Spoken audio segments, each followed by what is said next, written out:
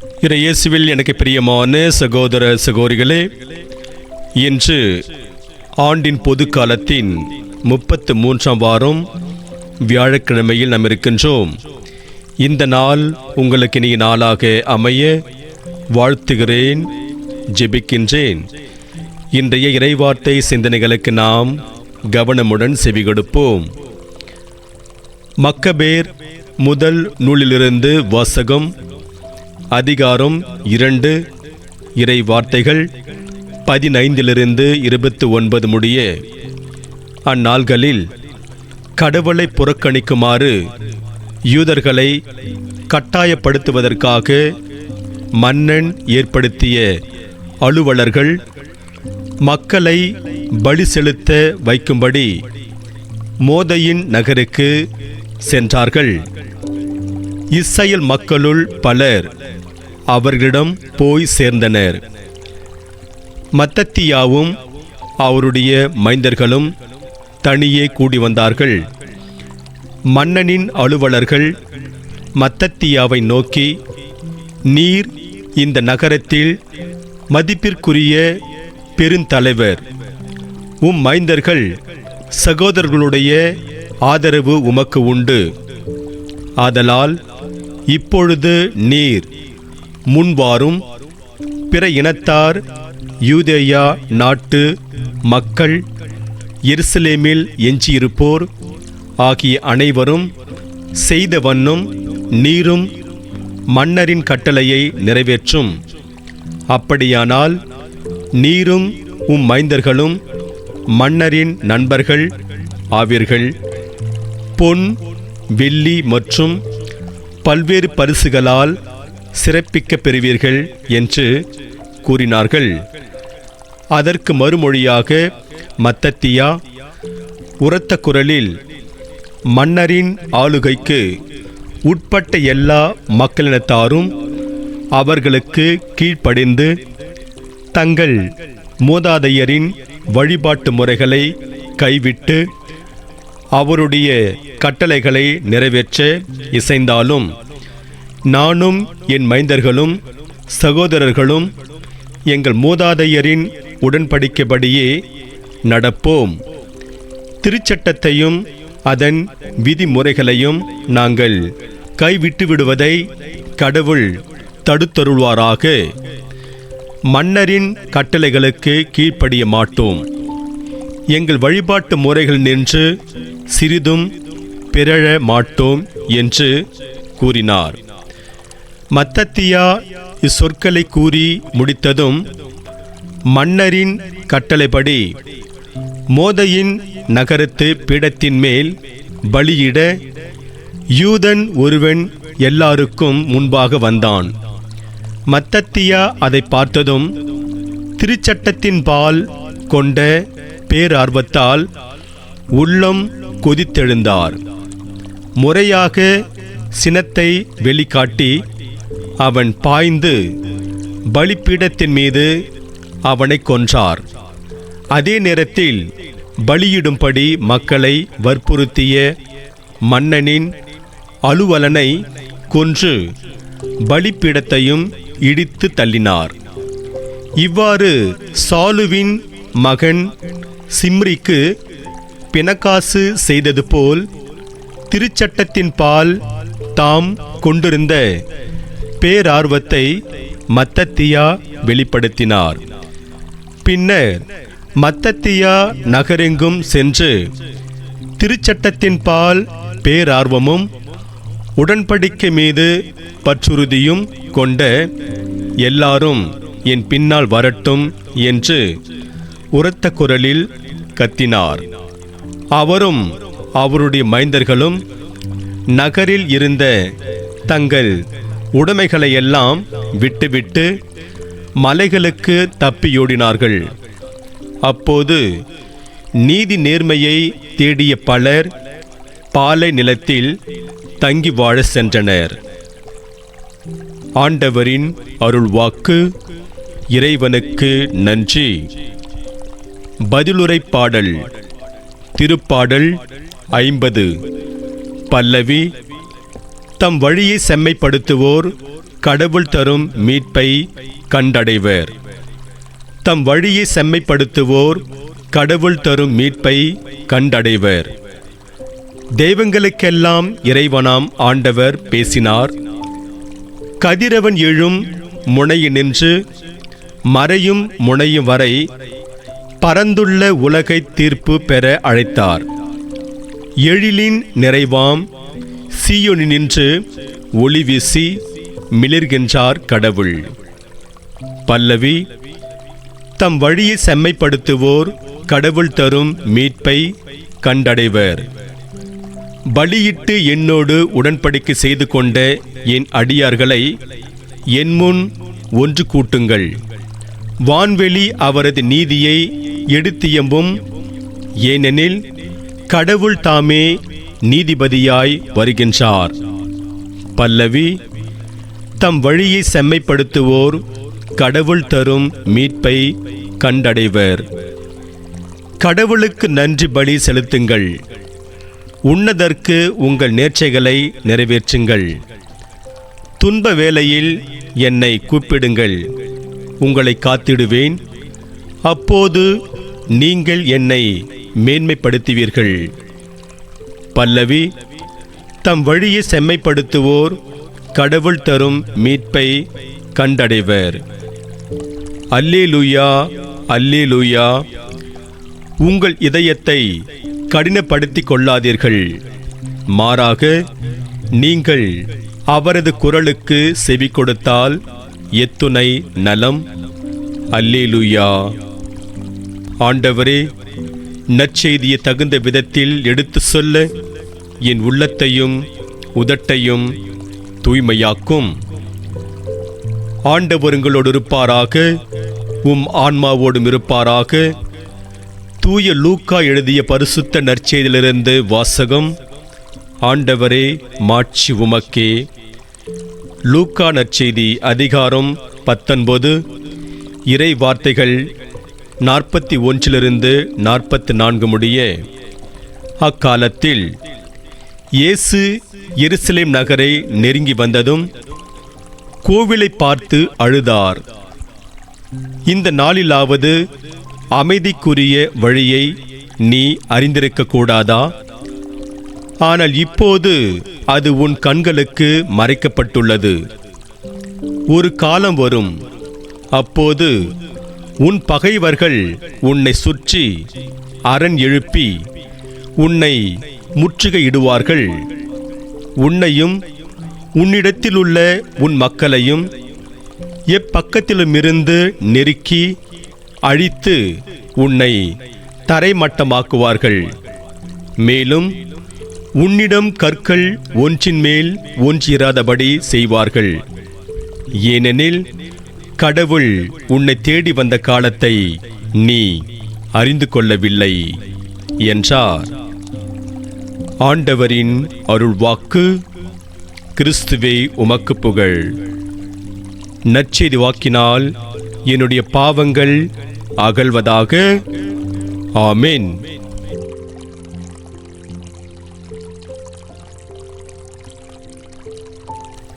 ஒரு நாள் காலையில் கொல்கத்தாவில் உள்ள அன்னை தெரேசாவின் இல்லத்தில் உணவுக்கு பொறுப்பாக இருந்த அருட்சகோதரிக்கு அன்று மதிய உணவுக்கு 300 நவ கன்னியர்கள் வருகின்றார்கள் என்ற செய்தியானது சொல்லப்பட்டது.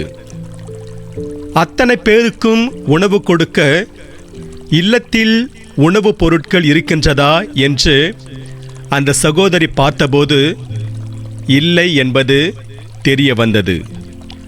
உடனே அந்த அருட்சகோதரி அன்னை தெரேசாவிடம் சென்று, நமது இல்லத்திற்கு இன்று மதிய உணவிற்கு 300 நவக்கன்னியர்கள் வருகின்றார்கள். அத்தனை பேருக்கும் உணவு கொடுப்பதற்கு நமது இல்லத்தில் போதுமான உணவுப் பொருட்கள் இல்லை, கையில் பணமும் இல்லை. அதனால் என்ன செய்வது என்றார். அருட்சகோதரி இவ்வாறு சொன்னதை கேட்ட அன்னை தெரேசா நகரில் தனக்கு தெரிந்தவர்களிடம் தொலைபேசியில் பேசி உணவு கொண்டு வர சொல்லவில்லை. மாறாக அவர் அந்த அருள் சகோதரியிடம், நீங்கள்தானே உணவுக்கு பொறுப்பு, அதனால் நமது இல்லத்தில் உள்ள கோவிலுக்கு சென்று கடவுளிடம் வேண்டுங்கள், கடவுள் நமக்கு தேவையானதை தருவார் என்றார். இதற்கு பிறகு உணவுக்கு பொறுப்பாயிருந்த அருட் சகோதரி கோவிலுக்கு சென்று கடவுளிடம் வேண்டத் தொடங்கினார். அவர் கடவுளிடம் வேண்டிய 10வது வினாடியில் இல்லத்தின் கதவு தட்டப்படும் சத்தம் கேட்டது. அன்னை தெரேசா விரைந்து சென்று கதவினை திறந்தபோது புதியவர் ஒருவர் நின்று கொண்டிருந்தார். அவர் அன்னை தெரேசாவிடம், நகரில் உள்ள ஒரு பெரிய பள்ளியில் இருக்கும் ஆசிரியர்கள் திடீரென போராட்டத்தில் இறங்கிவிட்டார்கள். அதனால் அந்த பள்ளிக்கு விடுமுறை விடப்பட்டு அங்குள்ள மாணவர்களுக்கு தயாரான உணவு அப்படி இருக்கிறது, அதை இங்கே கொண்டு வரலாமா என்று கேட்டார். அந்த மனிதர் இவ்வாறு சொன்னதை கேட்டு அன்னை தெரேசாவிற்கு மகிழ்ச்சி தாங்க முடியவில்லை. அதனால் அவர் அந்த மனிதரிடம் உணவினை தாராளமாக கொண்டு வாருங்கள் என்றார். பிறகு அவர் உணவிற்கு பொறுப்பாக இருந்த அருட் சகோதரியை அழைத்து நிகழ்ந்தவற்றை சொல்லி, கடவுள் நமது வேண்டுதலை கேட்டுவிட்டார் என்றார். இறையேசுவில் எனக்கு பிரியமான சகோதர சகோதரிகளே, அன்னை தெரேசாவின் இல்லத்தில் உணவிற்கான தேவை ஏற்பட்டபோது அவர் உணவிற்கு பொறுப்பாக இருந்த அருட் சகோதரியை அழைத்து கடவுளிடம் வேண்ட சொன்னார். கடவுளும் அவரது வேண்டுதலை கேட்டு உணவு வழங்கினார். இன்று நாம் பாடக்கேட்ட பதிலுரை பாடலில் தாவீதின் பாடகர் குழு தலைவரான ஆசாப், துன்ப வேளையில் என்னை கூப்பிடுங்கள், உங்களை காத்திடுவேன் என்று ஆண்டவர் சொல்வதாக பாடுகின்றார். தாவீது மன்னரின் பாடகர் குழு தலைவரான இருந்தவர் ஆசாப். அவர் பாடியதாக 150 திருப்பாடல்களில் 12 திருப்பாடல் இடம்பெறுகிறது. அவைகள் 50வது அதிகாரத்தில் 73 மற்றும் 83 வரை நாம் பார்க்கிறோம். இஸ்ரவேல் மக்கள் கடவுளை உண்மையாக வழிபடவில்லை. தங்களோடு இருந்த மனிதர்களையும் அவர்கள் உண்மையாக அன்பு செய்யவில்லை. இத்தகைய சூழ்நிலையில் உண்மையான வழிபாடு எப்படி இருக்க வேண்டும் என்பதற்காக பாடப்பட்டதுதான் திருப்பாடல் 50. உண்மையான வழிபாடு கடவுளையும் அடுத்திருப்பவரையும் அன்பு செய்வதாக இருக்க வேண்டும். நற்செய்தியில் இயேசு இதை மிக தெளிவாக விளக்குகின்றார். இவ்வாறு கடவுளையும் அடுத்திருப்பவரையும் அன்பு செய்து அதன் மூலம் உண்மையாய் வழிபாடு செய்பவர்களின் வேண்டுதலை கடவுள் கேட்பார் என்கிறார் ஆசாப். எனவே நாமும் கடவுளை உண்மையாய் வழிபட்டு அவரது ஆசியை பெறுவோம்.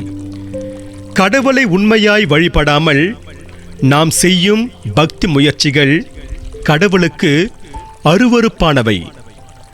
ஆண்டவரை அன்பு செய்வோர் அடுத்திருப்பவரையும் அன்பு செய்ய வேண்டும். கடவுள் தன்மேல் பற்று கொண்டு வாழும் தம் அடியாரின் வேண்டுதலை நிச்சயம் அவர் கேட்பார்.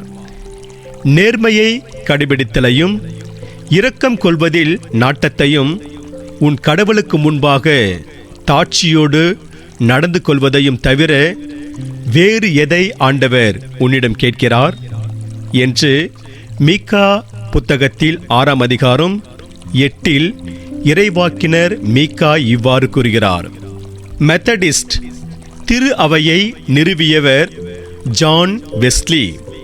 இங்கிலாந்தை சார்ந்தவரான இவர் ஒருமுறை இவ்வாறு கூறினார்: எனக்கு மட்டும் கிறிஸ்துவை தவிர வேறு யாரையும் அன்பு செய்யாத, பாவத்தை தவிர வேறு எதையும் வெறுக்காத 100 இளைஞர்கள் கிடைத்தால் இந்த உலகத்தையே கிறிஸ்துவுக்காக வென்று தருவேன். ஜான் வெஸ்லி சொல்வது போல் கிறிஸ்துவை மட்டுமே அன்பு செய்யும் 100 இளைஞர்கள் இருந்தால் இந்த உலகை கிறிஸ்துவுக்காக நிச்சயம் வெல்ல முடியும். இன்றைய இறைவார்த்தை கடவுளின் திருச்சட்டத்தின் மீது அல்லது கிறிஸ்துவின் மீது பேரன்பு கொண்டு வாழ நமக்கு அழைப்பு தருகிறது. நானே உன் கடவுளாகிய ஆண்டவர், என்னை தவிர வேறு தெய்வங்கள் உனக்கிருத்தல் ஆகாது என்று விடுதலை பயண புத்தகத்தில் 20ஆம் அதிகாரம் 2 மற்றும் 3 வசனங்களில் பார்க்கிறோம். இதுதான் ஆண்டவராகி கடவுள் மோசே வழியாக இஸ்ரேல் மக்களுக்கு கொடுத்த முதன்மையான கட்டளை. இந்த கட்டளையை அல்லது திருச்சட்டத்தை அவர்கள் மீறி நடந்ததாலேயே நாடு கடத்தப்பட்டார்கள். இன்னும் பலவிதமான துன்பங்களை அவர்கள் அனுபவித்தார்கள். இப்படி உண்மை கடவுளை வழிபடாமல் அவருடைய திருச்சட்டத்தின்படி நடவாமல் இருந்த இஸ்ரேல் மக்களை ஆண்டவரோடு ஒப்புரவாக்க வந்த இயேசு கிறிஸ்துவையும் அவர்கள் கண்டு கொள்ளவில்லை என்று யோவான் நற்செய்தியில் 1ஆம் அதிகாரம் 11 பார்க்கிறோம். இதனால் இயேசு இன்றைய நற்செய்தியில் எருசலேம் திருக்கோவிலை பார்த்து அழுகிறார். ஆனால் இதற்கு முற்றிலும் மாறாக ஆண்டவரின் திருச்சட்டத்தின் மீது பேரார்வத்தோடு செயல்பட்ட ஒருவரை பற்றி இன்றைய முதல் வாசகம் நமக்கு எடுத்து கூறுகிறது. அவர்தான் மத்தத்தியா. இவரிடம் மன்னரின் அலுவலர்கள் கடவுளை புறக்கணித்துவிட்டு எல்லாரையும் போல் பிற தெய்வங்களை வழிபடுங்கள், அதனால் நீங்கள் மன்னரின் நண்பர்கள் ஆவீர்கள் என்றெல்லாம் சொன்னபோது இவரும் இவருடைய புதல்வர்களும் ஆண்டவரில் நிலைத்திருந்து அவரது திருச்சட்டத்தை கடைபிடித்து வாழ்கிறார்கள். இறையேசுவில் பிரியமான சகோதர சகோதரிகளே, சில நேரங்களில் நமக்கும் உண்மை கடவுளை மறந்து பிற தெய்வங்களை வழிபட்டால் ஆதாயம் கிடைக்கும் என்ற எண்ணம் தோன்றலாம். உண்மையில் ஆண்டவரின் திருச்சட்டத்தை கடைபிடித்து அவரை அன்பு செய்கின்ற போது மட்டுமே அவரது அன்பு நமக்கு கிடைக்கும் என்று விடுதலை பயண புத்தகத்தில் 20ஆம் அதிகாரம் 6 பார்க்கிறோம்.